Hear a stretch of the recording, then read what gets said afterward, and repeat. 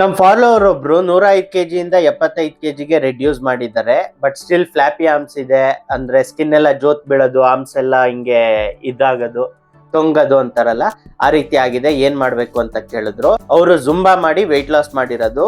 ನಿಮ್ಗೆ ಗೊತ್ತಿರಬಹುದು, Zumba one form of cardio. ಬರೀ ಕಾರ್ಡಿಯೋ ಮಾಡಿ ವೆಯ್ಟ್ ಲಾಸ್ ಮಾಡಿದ್ರೆ, ಎಸ್ಪೆಷಲಿ ನೀವು ಇಷ್ಟೊಂದು ಓವರ್ ವೆಯ್ಟ್ ಆಗಿದ್ದು, ಇದು ಒಂದು ಕಾಮನ್ ಸೈಡ್ ಎಫೆಕ್ಟ್, ಚರ್ಮ ಎಲ್ಲ ಜೋತ್ ಬೀಳುತ್ತೆ.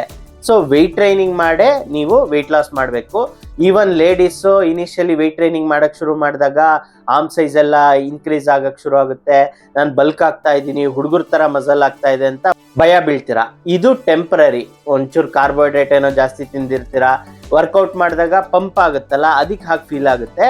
ನಾನು ಅಷ್ಟೇ ಫ್ಯಾಟ್ ಇಂದ ಮತ್ತೆ ಟ್ರಾನ್ಸ್ಫಾರ್ಮ್ ಆಗಬೇಕು ಅಂತ ಬಂದಾಗ ನನ್ನ ಹಳೆ ಬಟ್ಟೆಗಳೆಲ್ಲ ವೆಯ್ಟ್ ಟ್ರೈನಿಂಗ್ ಶುರು ಮಾಡಾದ್ಮೇಲೆ ಸಣ್ಣ ಆಗ್ಬೇಕಾಗಿತ್ತಲ್ವಾ, ಬಟ್ ಇನ್ನ ಟೈಟ್ ಆಗಕ್ ಶುರು ಆಗೋಯ್ತು. ನನ್ಗೂ ಎಲ್ಲೋ ಒಂದ್ ಕಡೆ ವರಿ ಆಯ್ತು. ಬಟ್ 1 month ಆದ ನಂತರ ಮತ್ತೆ ಆಮು ಒಂದು ಶೇಪ್ ಬರಕ್ ಶುರು ಆಯ್ತು, ಸಣ್ಣ ಆಗಕ್ ಶುರು ಆಗೋಯ್ತು. ಹಾಗೆ ನಿಮ್ಗೂ ಆಗುತ್ತೆ. ಸೊ ಪ್ರತಿ ಸತಿ ನಾನು ವೆಯ್ಟ್ ಟ್ರೈನಿಂಗು, ಜಿಮ್ ಟ್ರೈನಿಂಗ್ ಅಂತ ಅಂದ ತಕ್ಷಣ ನನ್ನ ಗೋಲ್ ಅದೆಲ್ಲ ಬಿಡುಗರು ಅಂದ್ಬಿಟ್ಟು ಇಗ್ನೋರ್ ಮಾಡಬೇಡಿ. ಹುಡುಗರಾಗಿರ್ಲಿ ಹುಡುಗಿರಾಗಿರ್ಲಿ ವೆಯ್ಟ್ ಟ್ರೈನಿಂಗ್ ನೀವು ಮಾಡಲೇಬೇಕು. ನೀವು ಬಾಡಿ ಬಿಲ್ಡರ್ ತರ ಬಾಡಿ ಈಸಿಯಾಗಿ ಮಾಡ್ತೀನಿ ಅಂತ ಅಂದ್ರೆ ತುಂಬಾ ಕಷ್ಟ.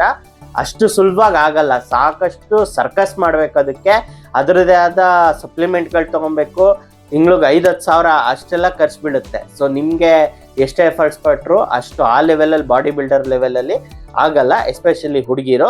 ಈವನ್ ನಿಮ್ಮ ಗೋಲು ಬೇಸಿಕ್ ಫ್ಯಾಟ್ ಲಾಸ್ ಆಗಿದ್ರು, ನೀವು ವೆಯ್ಟ್ ಟ್ರೈನಿಂಗ್ ಮಾಡಿ ವೆಯ್ಟ್ ಲಾಸ್ ಮಾಡಿದಾಗಲೇ ಒಂದು ಆಸ್ಥೆಟಿಕ್, ಒಂದು ಬ್ಯೂಟಿಫುಲ್ ಲುಕ್ ಬರೋದು ನಿಮಗೆ.